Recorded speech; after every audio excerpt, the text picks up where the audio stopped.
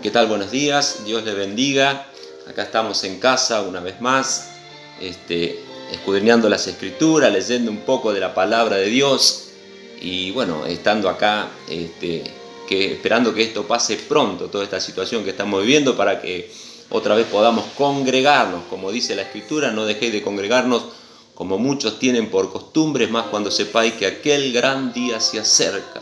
Y bueno, estaba leyendo la palabra, siempre leo, trato de escudriñar, aprender algo nuevo o leer, porque la palabra, como dice Hebreos 4:2, es viva, es eficaz, es cortante como espada de doble filo y penetra en el alma, en el cuerpo, en las coyunturas, diciendo las intenciones más profundas que hay en el corazón del hombre. Por eso la importancia de leer las Escrituras, porque las Escrituras nos va a dar luz, nos va a dar luz. La palabra es lumbrera, Él nos va a alumbrar cómo debemos caminar en el transcurso de nuestra vida. Y vemos que en este tiempo se predicó mucho acerca de la Pascua, porque era el tiempo de la Pascua, donde los judíos, los cristianos festejaron las Pascuas, que era la crucifixión de Jesús. Y bueno, todos sabemos que en ese tiempo los judíos, fariseos, saduceos, la secta de ese tiempo, los romanos, decidieron liberar a Barrabás y condenar a Jesús. Si bien Jesús venía con un propósito que le había encomendado el Padre, de morir en la cruz para librarnos de nuestros pecados. Ese era el propósito de Él. Pero miraba yo que Jesús no fue crucificado solo, sino que fue crucificado con dos personas más. La Biblia lo nombra como dos malhechores, dos ladrones que fueron crucificados junto a Jesús. Entonces quería yo ver un poquito sobre ese tema, sobre estos dos que fueron crucificados juntamente con Jesús. El mismo día, en la misma hora, fueron crucificados. Y esto está en el libro de Lucas, capítulo 23, del versículo 39 al 43. Vamos a leer Lucas capítulo 23, del versículo 39 al 43. Y dice así, el título de mi Biblia dice: El ladrón arrepentido. Dice: y uno de los malhechores que estaban colgados le injuriaba diciendo: si tú eres el Cristo, sálvate a ti mismo y a nosotros.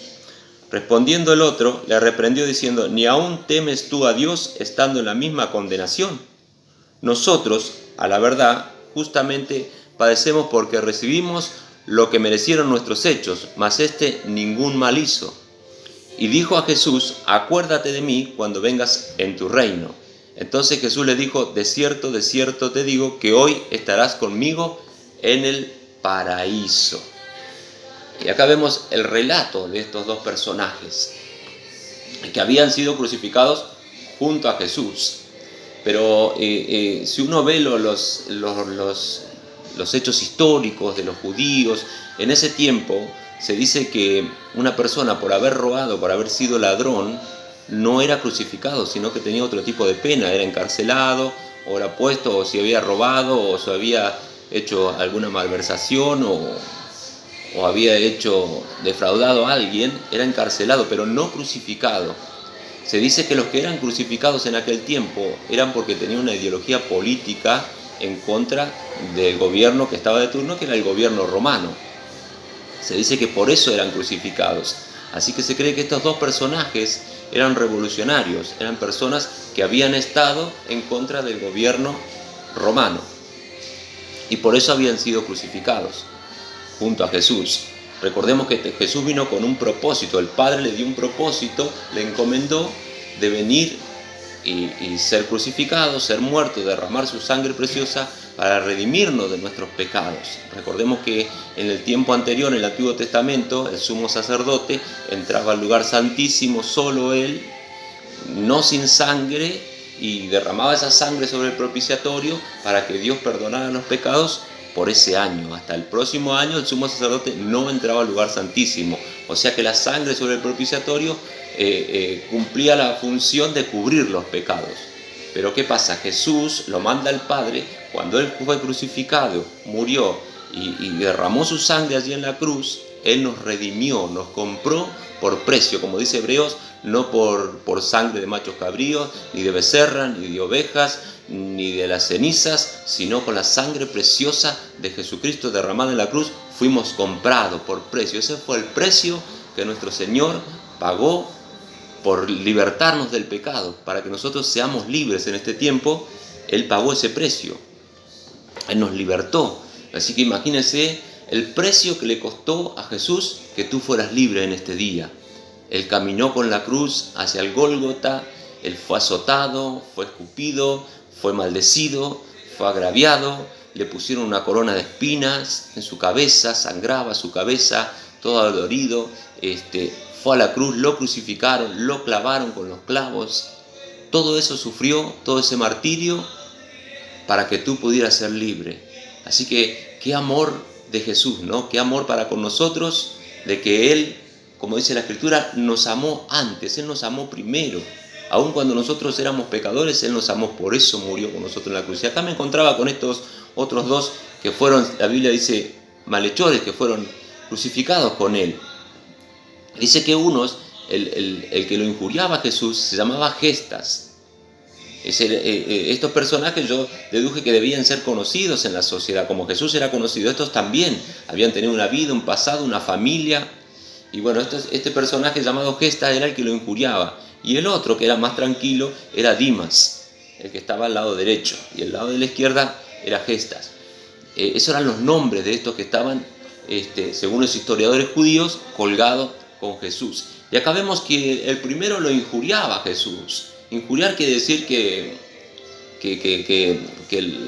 lo blasfemaba, lo insultaba, lo agredía, y de tal manera que decía, bueno, si tú eres el Cristo, si tú eres Jesús, bájate de la cruz. Y no solo bájate tú, sino bájanos a nosotros también. O sea, lo injuriaba, no eras vos Dios, no eras vos, decías que eras el Cristo, no te pusieron ahí arriba un cartel que dice Rey de Reyes, porque recordemos que los judíos le pusieron Rey de Reyes para burlarse, por burla. Porque la sociedad también lo veía a Jesús como que él también era un revolucionario que había venido con ideas distintas a las del gobierno, una ideología distinta. Por eso lo crucificaban, sin saber que él venía a cumplir un mandato del Padre allí en la cruz, para librarnos, para comprarnos, redimirnos de nuestros pecados. Pero dice que el malhechor llamado Gestas, lo injuriaba, lo agredía, lo insultaba. A tal punto, dice que yo me preguntaba, muchas veces nosotros hacemos lo mismo con Jesús. Queremos que Jesús haga lo que nosotros queremos que Él haga, que Él nos sirva a nosotros. ¿Por qué no haces esto en mi casa? ¿Por qué no transformás a mi hijo? ¿Por qué no te ocupás de mi matrimonio que está andando mal en este tiempo de pandemia, que estoy encerrado en casa? Mi casa es un descontrol, hay insultos, hay agresiones, y con mi esposa, con mi esposo, con mis hijos, con mis padres. ¿Y por qué no estás trayendo paz en la casa? Porque de esta manera nosotros también muchas veces tomamos, como este malhechor, como Gestas, tomamos esta resolución de decirle a Jesús lo que Él tiene que hacer sobre nuestras vidas. Pero acá había un problema. Él le incitaba a Jesús, lo injuriaba, lo insultaba, lo agredía, diciendo, bueno, si eres el Cristo, bájate de la cruz y bájanos a nosotros también. Él lo que buscaba su propia libertad. Él no quería saber nada con Jesús. Y muchas veces nos pasa a nosotros eso, no queremos saber nada con Jesús. Él en ningún momento quiso cambiar su vida. Él no reconoció que estaba en pecado, no reconoció que había hecho lo malo. Nosotros también muchas veces no queremos reconocer que estamos en falta, que estamos en pecado, que hemos agraviado a alguien, que hemos hecho lo malo. No queremos volvernos atrás, como dice Efesios, despojados del viejo hombre que está viciado conforme a los deseos engañosos y renovados en el espíritu de vuestra mente. Airaos, pero no pequéis, no se ponga el sol sobre vuestro enojo, ni deis lugar al diablo. Muchas veces le damos lugar al diablo haciendo estas cosas, incitándole a Jesús que haga lo que nosotros queremos, pero nosotros no queremos poner nada de parte nuestra, no queremos saber nada con Jesús. Sí queremos que nos arregle los problemas que tenemos en el momento, que nos solucione como un adivino, como alguien que soluciona los problemas, como un milagro. Pero nosotros de nuestra parte no tenemos arrepentimiento, no queremos saber nada con Dios, no leemos las Escrituras, no nos congregamos, no queremos aceptar a Jesús como Señor y Salvador, como le ocurría a este malhechor llamado Gestas. Él no lo aceptaba como Rey, como Salvador de su vida, como alguien que iba a venir con su reino. Y vemos que el otro, llamado Dimas, en un momento, dice la Biblia que lo reprende a este que está diciéndole, la palabra reprender siempre no es algo que le dice, bueno, tranquilo, no, es algo con actitud. Supongo que le habrá dicho, cállate, deja de decir tantas mentiras, deja de mentir y de insultar a Jesús o de insultar al maestro. Algo así le debe haber dicho, porque reprender es algo que uno pone fuerza para decirlo, no es algo que le está pidiendo permiso. Le ha dicho, cállate, ya no mientas más. Le dice Dimas, nosotros a la verdad, dice, estamos crucificados porque merecíamos esto, porque nuestros hechos así lo reflejan. Él sí tuvo conciencia de lo que había hecho. Él reconoció su pecado delante de Jesús. Fíjense en que los dos tenían la misma oportunidad. Los dos tuvieron el mismo momento con Jesús, la misma oportunidad, pero tomaron decisiones distintas. Muchas veces nos pasa a nosotros eso. Tenemos la misma oportunidad delante de Jesús. Toda la sociedad, toda la humanidad tiene la misma oportunidad de ir a Jesús y decirle, Señor, reconozco que he pecado y que he hecho lo malo delante de ti, pero no todos lo hacen. Acá el supuestamente malo no quería reconocerlo a Jesús, pero Dimas, que era, entre comillas, el bueno, él dijo, nosotros estamos padeciendo por los pecados que cometimos, por lo malo que hicimos, pero este es justo, este no ha hecho nada, está injustamente crucificado. Ahí mismo Dimas estaba diciendo que Jesús era injustamente crucificado, que no le encontraron pecado. Por eso se celebran la Pascua, cuando Moisés allá salió del desierto, ese cordero, ese macho cabrío que tenía que ser cuidado y guardado sin mancha, sin tacha, para presentarlo, matarlo y con la sangre pintar los dinteles de la casa. El cordero ese era el mismo cordero que estaba acá, el cordero de Dios que quita el pecado del mundo, era Jesús, sin mancha, sin tacha, sin pecado, vino a morir en la cruz para redimirnos de nuestros pecados. Para eso Él estaba cumpliendo el mandato del Padre en la cruz y haciéndonos libres de nuestro pecado. Esto Dimas le estaba diciendo al otro, nosotros a la verdad merecemos esto. Pero este no ha hecho nada, no ha hecho nada malo, solamente fue crucificado injustamente, pero él venía cumpliendo un propósito. Jesús venía a cumplir el propósito de librarnos en la cruz de nuestros pecados. Hoy tenemos un acceso libre, como dice Hebreos, tenemos entrada, una amplia entrada al lugar santísimo por la sangre de Cristo. Tenemos que simplemente venir a Él. El otro, el malo, no quería reconocer a Jesús, no quería reconocer su pecado, no quería reconocer sus errores, no quería reconocer, pero el bueno sí. Dimas reconoció, nosotros a la verdad estamos crucificados porque merecíamos esto. Dice, por nuestros hechos así lo demuestran. Y esa es la actitud que tenemos. Acá tenemos los dos personajes, uno que estaba ganando la salvación y la vida eterna, y otro por su altivez, por su egoísmo, por su arrogancia, se estaba quedando fuera del reino. Que no nos suceda a nosotros, que nuestra altivez, que nuestro ego, que nuestra arrogancia, que nuestro orgullo nos deje fuera de tan grande salvación que Dios nos ha traído. Que Él pagó semejante precio para que tú fueras salvo. Solo hay una manera, aceptarlo a Jesús como Señor y Salvador. El otro, Dimas, obró por fe. Él le creyó a Jesús. No hizo ninguna obra, porque él no hizo nada bueno. Estaba en la cruz crucificado. No tuvo tiempo de orar, no tuvo tiempo de ayunar, no tuvo tiempo de decir 14 Padre Nuestros, no tuvo tiempo de hacer una obra buena, nada, todo malo era. Pero por la fe obró en Jesús. La fe lo llevó a la salvación a este hombre llamado Dimas. Porque nosotros no podemos hacer nada para lograr nuestra salvación. No hay obra buena que podamos hacer. No es por obras, como dice Santiago, para que ninguno se gloríe. Es una dádiva, es un regalo de Dios la salvación. Y este hombre apeló a la fe, le creyó a Dios. Él sí creía en ese cartel que había arriba que decía Rey de Reyes, que le habían puesto los judíos para burlarse de los romanos.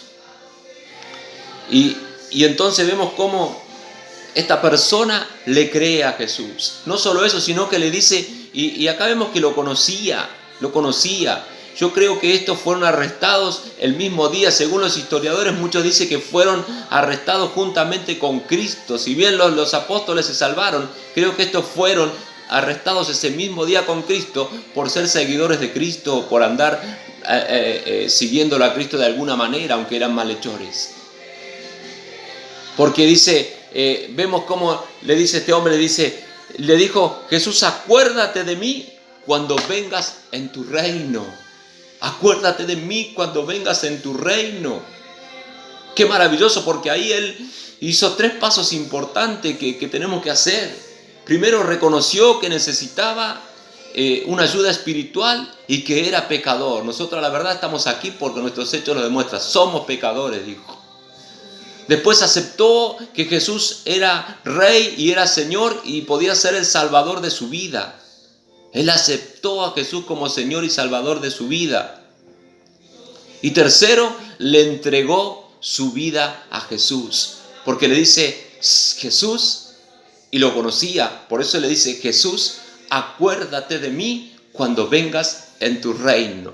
Qué maravillosas palabras que nosotros tengamos delante de Dios y pensemos en aquellos mayores que están partiendo, que no conocen a Jesús en este tiempo. Y que ellos también puedan, como este de la cruz, aunque nunca hicieron una obra buena, aunque nunca conocieron a Jesús, decir: Señor, acuérdate de mí cuando vengas en tu reino. Nosotros fuimos llamados para salvación de las almas, para pregonar este evangelio, sea como fuera, anunciar las buenas nuevas de Cristo, el evangelio, de que hay una salvación, que hay una condenación, que hay una vida eterna, que Jesús va a venir en su reino, como le dijo acá: acuérdate de mí cuando vengas en tu reino. Jesús va a venir por su pueblo, va a venir en el arrebatamiento, luego viene la gran tribulación. Pero vemos que este Dimas, él reconoció a Jesús, él se dio cuenta que estaba ante el Maestro, mientras que el otro no quiso reconocernos. Que no nos suceda eso a nosotros, que no nos suceda esta parte de no querer, que nuestro orgullo nos impida reconocer y aceptar delante de Dios que somos pecadores. Y que no le exijamos a Dios que Él haga lo que nosotros querramos, sino que nos humillemos.